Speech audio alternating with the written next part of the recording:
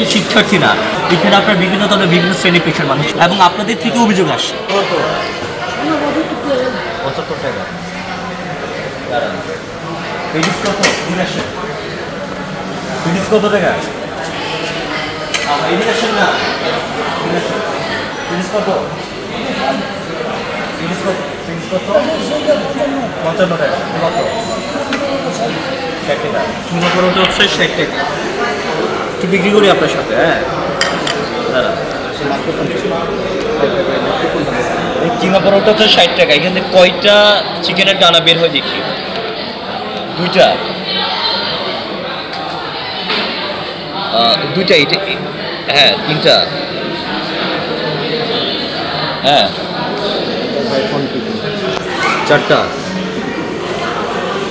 5টা। কত করে কিমা পরোটা? 60 টাকা।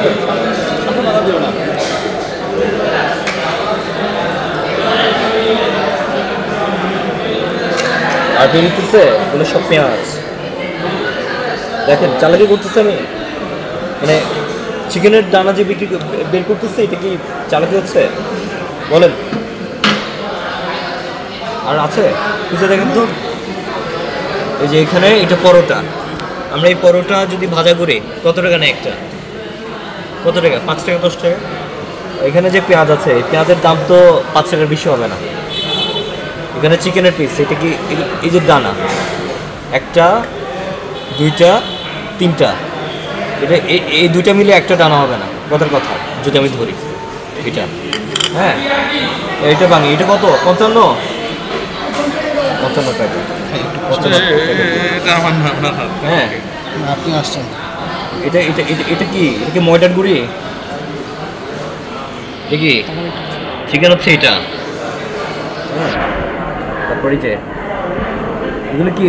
এগুলো চিকেন না তো, এগুলো কি ময়দার গুঁড়ি?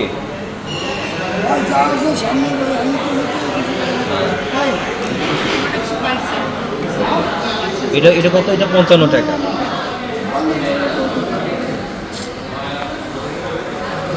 এটা কত?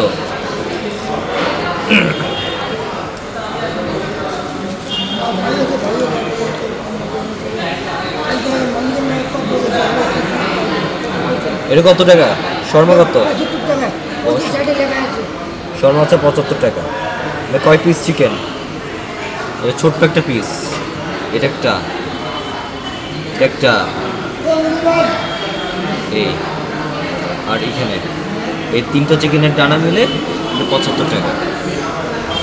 আমরা বারবার বলছি মধুর কেন্টের একটা ঐতিহ্য আছে, একটা কী বলবো, একটা সুপ্রাচীন এবং ইতিহাসের একটা সাক্ষী। এখানে যদি আপনার এইভাবে যদি চলতে থাকে তাহলে এটার মানে এটা আমাদের ঢাকা বিশ্ববিদ্যালয়ের জন্য এটা খুব লজ্জার, যেখানে আপনার বিভিন্ন ধরনের শুধুমাত্র আমাদের শিক্ষার্থীরা না, এখানে বিভিন্ন গুণী সাহিত্যিক থেকে শুরু করে আপনার শিল্পী থেকে শুরু করে বিভিন্ন শ্রেণী পেশার মানুষ এখানে বসেন আড্ডা দেন।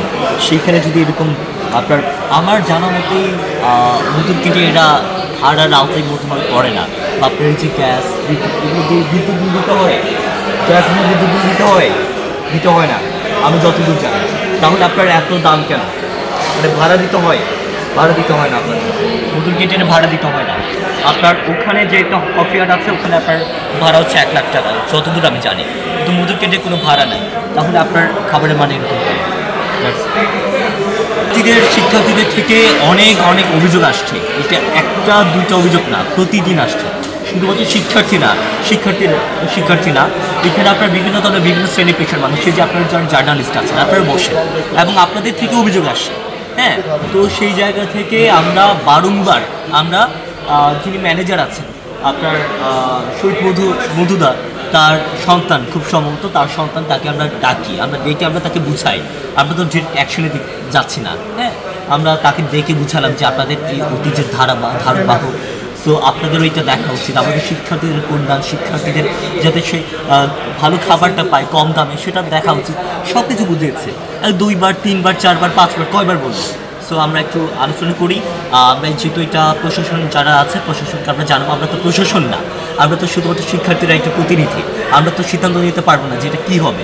সো আমরা প্রশাসনের, আমরা শিক্ষার্থীদের পেয়ে ডাকসুর পক্ষ থেকে আমরা প্রশাসনের কাছে আমরা এটার জানাবো যে ওনারা কী করবেন না করবেন। এবং এটা যেহেতু বাংলাদেশের মুক্তিযুদ্ধের সাথে জড়িত, সেহেতু আমরা এটা কলঙ্কিত হতে আমরা দিব না। আমরা সেই মধুর ক্যান্টিনের যে একটা স্মারক, একটা যে ঐতিহ্য, সেটা কীভাবে রক্ষা পাই সেটা আমরা নিজেরা, সেটা নিয়ে আমরা মানে আমাদের এটা নিয়ে আমরা কনসার্ন আছে আমাদের।